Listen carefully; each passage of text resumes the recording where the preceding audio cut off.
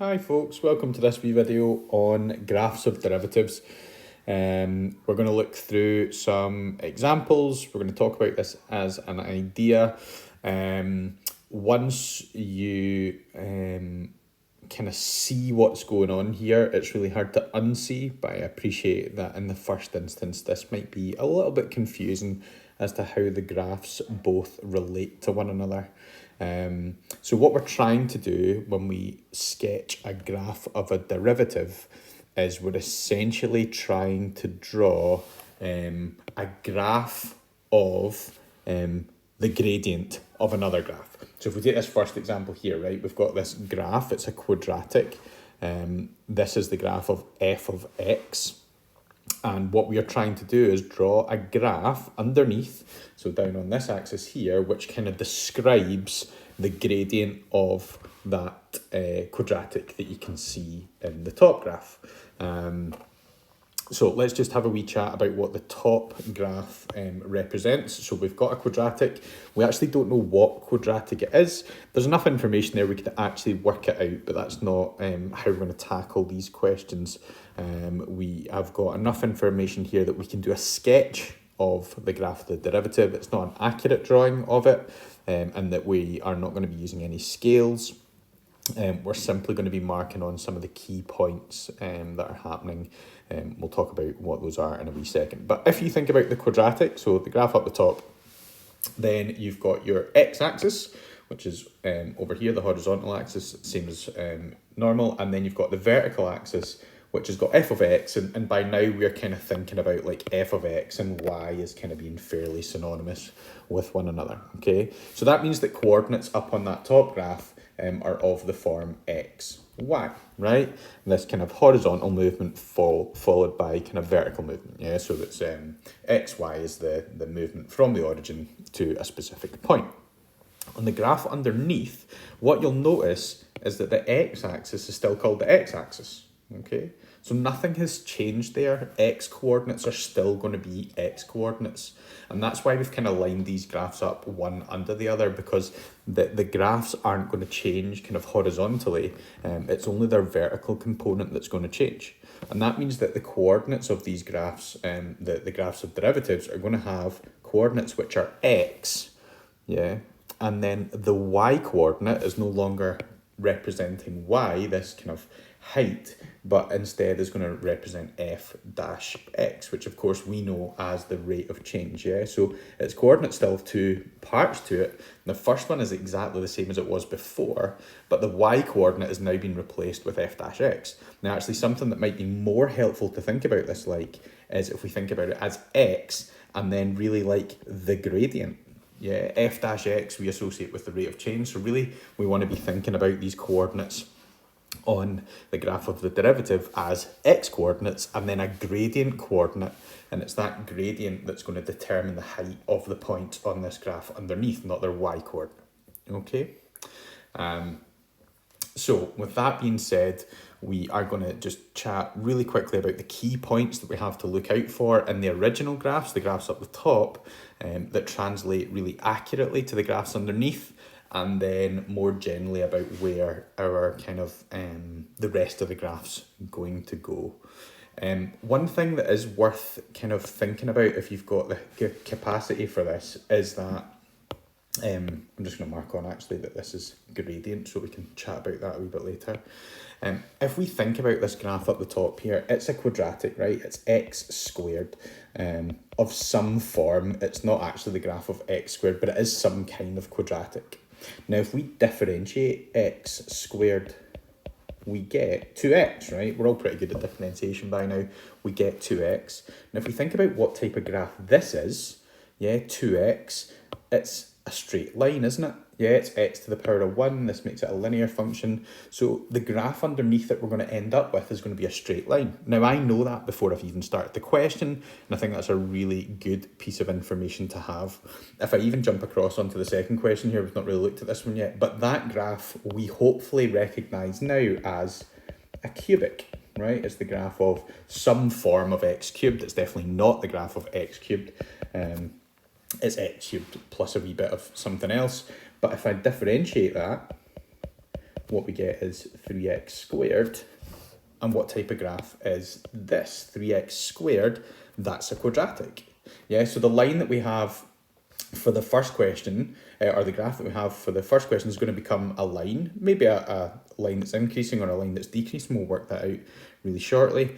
And the graph for the second one is going from a cubic to a quadratic. Yeah, so maybe a smiley face or a sad face, that kind of thing. All right, but we can have that bit of information prior to starting the question, which just helps us with what the shape of it's going to be like or what it is we're trying to achieve as we draw the graph of the derivative. So we'll talk about that as we dig into these examples. I've got 4 examples that I'm going to look through. Hopefully by the end of it, you've picked up the idea, and then I'll suggest somewhere that you can get some questions to have a wee look at to practice this new idea. Okay, so question 1. The key thing that we're going to be looking out for are stationary points, okay? I've highlighted them in all of our examples with red dots. So you'll see the red dots on the screen just now. And the reason we're looking for stationary points is we are very clear about what their gradient is, yeah, what their value is once we found the derivative, yeah. So these points are stationary. We can think about them a little bit like kind of horizontal tangents, yeah. So if I kind of come over to this first one on the first example here, we've got this horizontal line, yeah, and of course we know that stationary points, and the whole reason we call them stationary is because their gradient, yeah, is 0, or their rate of change, this like f dash x value is 0. Now let's just think about where that point's going to go when we shift it down to the graph underneath. Okay, let's have a wee look at this. So if I take this point and I come straight underneath where it was, which is about there, yeah, if I can translate it all the way down, then we've already discussed that the x coordinate is going to stay the same. So that point was -2, -3. The x coordinate's not going to change. So its new coordinates are -2. And remember what I said the y coordinate was? For this graph under here, it's going to be x and then the gradient. Well, we know the gradient. The gradient of that particular point, because it's a stationary point, is 0.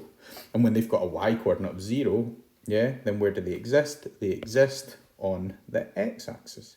So we have this point translating down to the x-axis.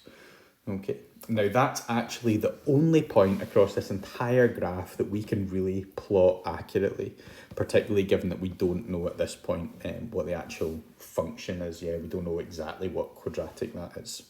So we've put that point on, but what we can do is we can say like kind of roughly where the other points exist. Okay, and so what we're going to do, you're going to start by getting stationary points, and they're going to become your roots of your derived graph. And then what we're going to do is we're going to look at what is the graph doing before that stationary point and what's it doing after that stationary point. Yeah, and when I say what's it doing, really what I'm interested in is the gradient positive or negative? And it must be one of those, because we've already established that this is the only stationary point, and you can see that it's the only red dot on the graph, but it must be the only point that's got a gradient of 0. At every other point on this curve, the graph is either going up the way or it's going down the way. Okay, so let's just analyse this a little bit more closely. So let's look at before we hit this stationary point. What is the graph doing? Then we can all see it's going down the way, which means that the gradient is negative. Yeah, the gradient is negative. It's not always the same negative value, right? It doesn't come down in a perfectly straight line to that stationary point. In fact, the graph is most steeply negative up here, and I'll kind of use the size of the negative that I'm drawing to kind of represent the gradient. So at that point there, it's really quite negative, and then it becomes less negative and less negative and less negative and less negative until we get to the stationary point, at which point it's 0, right? But for the entirety of that whole section, the gradient is negative. Now, if we think about our graph underneath now, looking at our graph of our derivative down here, where would negative gradients be? Yeah. Now we're not going to use a scale, but if I just put on a scale to get you to think about the idea, so remember we've got our gradient on our y-axis here. Well, where would negatives be? They'd be underneath the x-axis, right? So like, for example, this could be -1 down here, -2, -3, -4, -5. Yeah, and I suppose this is not accurate, but it'll help you get the idea. Maybe that's got a gradient of -1. Maybe that's -2, -3, -4, -5, -6, -7, right? It's getting more negative as we move to the left of that stationary point. So I can't say for sure, like, you know, what's the gradient at this specific point here, but what I do know is it's negative, and that means that it must be underneath the x-axis. Okay, so what we're going to do, the only thing we're going to do with that knowledge is we're going to say it's not a specific point that we're going to be plotting. What we're saying is before the stationary point here, yeah, the gradient is negative, which means that we're kind of down in this space, yeah, underneath the x-axis. What might be helpful is if I think about, like, kind of if I split this into two, if I think about negatives down there, if we think about positives above, and if we think about 0 actually on the x-axis, right? This is our kind of like gradient number line, if you like. 0's on the x-axis, positive gradients are above, negative gradients are below. Okay, so we've got an idea of where it exists before that stationary point. Of course, the next thing to do now is look at where it exists after that stationary point. Okay, so again, it kind of starts off really small positive, and then as you move up, it gets steeper and steeper and steeper in the positive direction. Okay, and that goes off indefinitely, becoming more and more steep the entire time. Okay, but what we can see again, we can see that the gradient for that entire section is positive. Positive gradients are above the x-axis, and so all we're going to do is mark on our graph that straight after that point, kind of in here, we're talking about positives. Okay, so let me just highlight all the information we've got on there. We've got this key point here, the stationary point, has a gradient of 0, so we put it on the x-axis. Before that point, the graph is going down the way, which is a negative gradient, and negative gradients go underneath the x-axis. And then after that point, we've got positive gradients, and positive gradients go above the x-axis. Now we're going to draw our graph of our derivative. We knew it was going to be a line. We weren't really sure if the line was going to be a line that was going up the way or down the way, i.e. have a positive or negative gradient itself. But now that we can see where we've kind of got to have the line going, all we're going to do, we're going to draw a line. All it has to kind of do is go through the two circles that we've got drawn, this one, and make sure it goes through that specific point.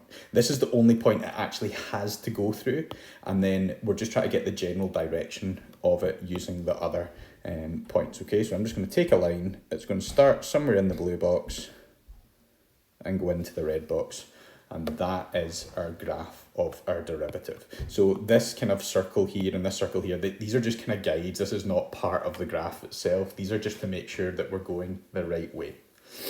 Okay, main misconception that people have with this, right, is if I look at this section of the graph and I'm saying it somehow relates to this section of the graph, the main thing that I think people struggle to see is, well, they say, oh, the graph is going downhill here, so why on earth is the graph going uphill here? The gradient is negative, so why is it going up the way, right? I completely get that those seem like counterintuitive ideas. Okay, the graph's going down the way, the gradient is negative, so why is it going up the way here? Okay, well, what I want you to think about is the gradient, whilst it's negative the entire time here, it's actually increasing the whole time. Yeah, the gradient itself is actually getting bigger. Again, maybe it's helpful if I kind of assign some numbers to it. It's most steep here, so like maybe the gradient was -7, then it's -6, then it's -5. It has to be moving towards this gradient of 0, right? So to get from -7 to 0, would you not agree the gradient has to go up the way? Okay, so even though the gradient is negative, it's actually increasing, which is why the graph is moving up the way at that point. Okay, I think that's a difficult thing to get your head around. The more you kind of think about that with the examples that we're about to do, the better. Fundamentally, there's going to be a wee process that we're going through where maybe that information is not essential. I think if you can kind of visualize that though, it stands you in a better place, and you can understand the graph a little bit more clearly, particularly if you're going on to have a look at second derivatives. Then, you know, having this idea of what the graph of the derivative is actually showing, I think is really helpful. Okay, that's example 1. Let's try and simplify all that down for example 2. Okay, so let's take the key skills that we learned from example 1 there. First thing we're going to do, we're going to find our stationary points. This time we've got 2 of them, and they're going to get translated down onto the x-axis directly below where they are. Because remember what's going to happen. We've got the x-coordinates going to stay the same, and for these stationary points, we know that they've got a gradient of 0, okay? In fact, I'm going to mark on that they've got a gradient of 0. Okay, so I'm going to put here 0 and 0. Okay, that's what essentially their like new y-coordinate is going to be. In fact, it might even be more helpful if I put it under the y-coordinate so you can see what their new coordinates are going to be. Yeah, the first one is going to become -3, 0. And again, I'm going to just try and have this directly under. Again, these are just guidelines. These are not necessarily lines that you have to have. This is just to show you where those points are moving and how that they don't track left or right. Okay, so your first 2 points you're going to be marking on is this one here and this one here, and these are the only 2 points across your entire graph that you have to mark on what the coordinates of them are. Okay, so the first one is going to be -3, 0, and the second one is going to be 2, 0. Okay, stationary points have a rate of change, a gradient of 0, and given that gradient, yeah, f dash x or m is now on our y-axis, then gradients of 0 end up as like our new roots. Okay, so that's step 1. Take those stationary points, plonk them on the x-axis of our graph of our derivative. Okay, now what I'm going to do, I'm going to spend a wee second just analysing the entire graph for when it's increasing and decreasing, and I'm going to move left to right. So before this first stationary point here, yeah, to the left of that, what is the graph doing? Well, it's going uphill, isn't it? Yeah, we can see it all the way up to that stationary point. It's increasing. So I'm just going to put on, and you can just put one positive. Yeah, you don't need to put all the positives of varying sizes that I'm doing. I just like that idea that I can kind of see that it is actually decreasing, and the value of the gradient is decreasing, even though the gradient is positive the entire time. But maybe as a bare minimum, what you want to say is, for that entire section of the curve, the gradient is positive. Okay, and if you want, you can obviously put on like these kind of, it's getting less positive the entire time. Okay. In between those 2 stationary points, we've got that the gradient is negative. This one's interesting. It actually gets most negative about halfway and then starts to decrease again and become less negative because, of course, it has to get back to 0. But again, negative for the entire time, so 1 negative sign in there would be fine. And then for the last section, we can see again that it's going uphill, yeah? So up the way, positive, so we're going to mark on that this has got a positive gradient. And again, it's up to you. You can start it off quite small and then it gets more and more positive as you kind of go up there. Okay, so we've got our 2 stationary points, and then we've got these 3 sections that we now need to try and kind of mark on our graph of our derivative, but just as a general idea of where the graph has to go through. So remember, positive gradients, this first section here, gradient's positive, positives go above. So we're going to have this, we're going to be starting somewhere in that space there. Okay, between the 2 stationary points, so between here and here, we can see that the graph is negative and negatives exist down in this space. So I'm going to just mark on that that's the next place we have to go. And then after our last stationary point, this one here, which is now here, the gradient is positive, and positive gradients find us above the x-axis.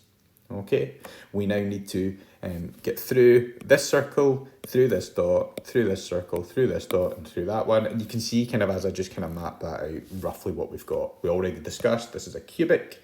If I differentiate x cubed, I'm going to end up with x squared of some type, and that's of course where we're getting this like kind of quadratic shape from. Okay, I'm going to do my best to draw this through these circles and points, so it looks like this. It does have some kind of symmetry, so you can try and fit that in as well, but that's not essential. We've just got to make sure we've got that shape right, okay? It honestly doesn't even have to go into those circles. The key thing is that you've got it the right way up, and then it goes through the dots, okay? So just make sure it goes through the points that you've actually plotted, okay? So that's a quadratic, that one was a cubic. Next we're going to have a look at a quartic. And then I've kind of got something a wee bit trickier as the last example, but what we're going to see is that the method is entirely the same the whole time. Okay, we can probably speed things up a little bit now, so let's see if we can get through this one fairly quickly. So step one, okay, step one, get your stationary points to become your new roots, okay? So we've got 3 of them. So this one here is going to drop right down onto the axis, this one here, and then this one here. Yeah, these are all going to drop down onto the x-axis. So we've got 1, we've got 2, and we've got 3. You do not need those red lines. I often do them kind of dashed as well so that they don't think it's part of my graph, but this is just for you to kind of visually see where those points are ending up, okay? Again, if I keep that fairly consistent with the last one, their new y coordinates, it's going to be -3, 0. This one, this point in the middle here, its coordinates aren't written in full, and actually that 1 is its y coordinate. Yeah, it's 0 along and it's 1 up. So that's why it ends up at the origin, yeah, because it's essentially like 0, 1, and so it now becomes 0, 0. And then the 3, 6, again, we can mark on a wee bit more accurately. It's going to end up there, okay? So we need to mark those points onto our graph underneath. So this is going to be the point -3, 0. This one's going to be the point 0, 0 at the origin, and this one's the point 3, 0. Okay, those are the only coordinates you have to have marked on. The next step is all about getting the shape right. Okay, let's trim it down to exactly what we need. So the first section, let's look at where it is. Here's the stationary point. So we've got this section of graph here. What's going on there? The graph is positive. So I'm just going to put one big plus on there this time. Okay, the next section of the graph, it's going down the way. So I'm going to put in a nice big negative in there. Okay. We've got another section now because here's the next stationary point and we need to analyse what's going on between these. You can see that to get from one to the other I have to go up the way, so we've got another positive section in there. And then to finish off we've got a negative section at the end here, okay? And all we've got to do is remember that negatives are going to go underneath, we're going to have positives above, and we're going to have these 0 gradients on the actual axis itself. Okay, so the first section. So before this stationary point, before here, we're either above or we're below, and we look and we can see it's positive. So that means I am above the x-axis. Next, I have a negative, so I'm below. In between the second and third stationary points, I have a positive, so I'm above again. And then to finish off, I'm below. Okay, so this quartic is going to result in, no surprises, a cubic. Okay, looks like a negative cubic, but that's not important. We've got the circles here to help us with the shape, and all we've got to do is go through the circles, or like I say, the circles help us get the general shape, but we need to make sure we actually go through the points, right? So we're going to start up here, we're going to come through this first one. We need to turn round now in that yellow and in that blue circle to get up to the red one, and again we've got to turn around again, and then we come back down and through into that last blue circle. Okay, so hopefully now we're starting to get this idea. We can see what the key points are. It's all about the stationary points. You'll notice, and I've maybe not laboured this point enough, but you'll notice like this point here, this -7 and that 7, it's got no bearing on the question at all in terms of they don't translate down to our new graph. So the original roots we're not worried about, because the entirety of this section, even at -7, is negative. Yeah, so even at this 7 here, the gradient is negative, so we're not interested at the specific point, only these red ones that I've highlighted, these stationary points. Okay, last example. We're just going to go into it and we'll see what happens when we try and get the shape at the end, and we're kind of forced into getting this right if we've picked up the techniques that we've learned so far. But let's start it off and see how we go on, and see where maybe there's a wee bit that's a little bit trickier in terms of getting the shape right. So first thing, there's my first stationary point, here's my second one here. I'm going to draw those, I'm going to get those marked on. Where do they go? Well, their gradient, remember, is 0. Yeah, so that y coordinate is going to become the gradient and the gradient of stationary points. And again, I'll just highlight it because the tangent at that point and that point is horizontal, and therefore their gradient is 0. So let's get those points marked on first of all. Okay, so we've got one showing up here and we've got a second one showing up here. Okay. Right, now we need to analyse what's going on before, between and after these stationary points. So first section, here we're moving up the way, so this is going to be positive. Again, I'm just going to chuck one sign on there now. Okay, so that's us up to that first stationary point. After that, we have got a negative section. And then something strange happens, and that's because, and hopefully you can identify this stationary point here is not a turning point, and all we've dealt with so far is turning points. This is a falling point of inflection. So what we have is something that we've not seen yet. It goes negative to 0 and then negative again. Yeah, up until now, every example we've done is alternated between positive and negative. So what we're going to look at is how this like negative 0 negative looks on the graph.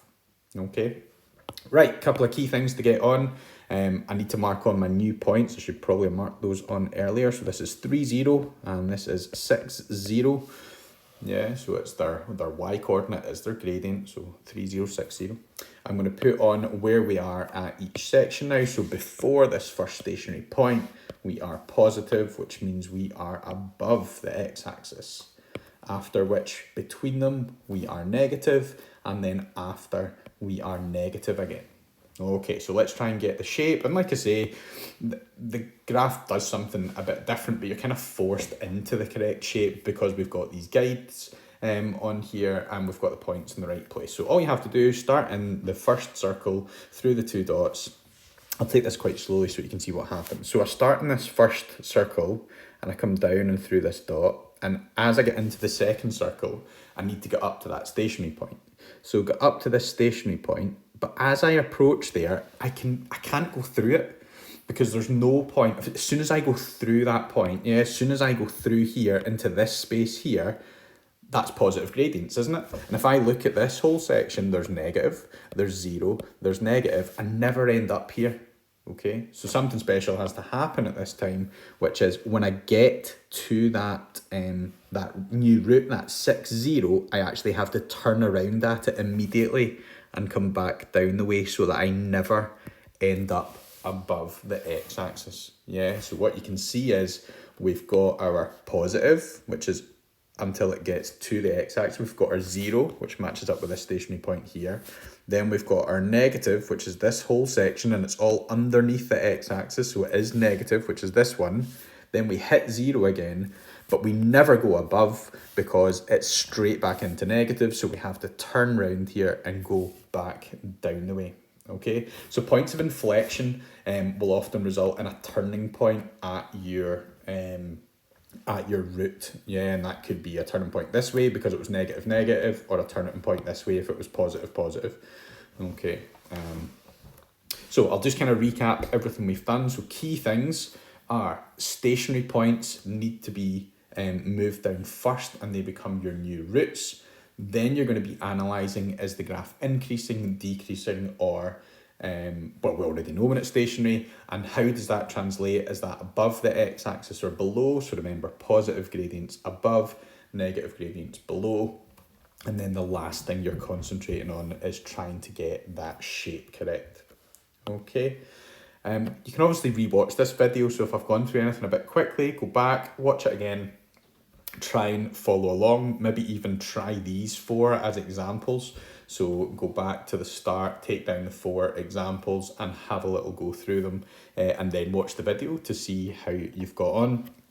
And if you want some more practice, I think it's page 109, 110, and I think it's exercise 6p. The pages might be slightly different depending on which version of the book you've got, but it'll be there or thereabouts. You'll see the graphs and it'll be the topic will be graphs of derivatives. So that'd be a really good thing for you to try. If you give that a go and it's just not working out, please come and see me in class and I will give you a wee hand with it. But hopefully that's helpful. Hopefully that gets you up to speed. But like I say, any further issues with that, then please come and see me.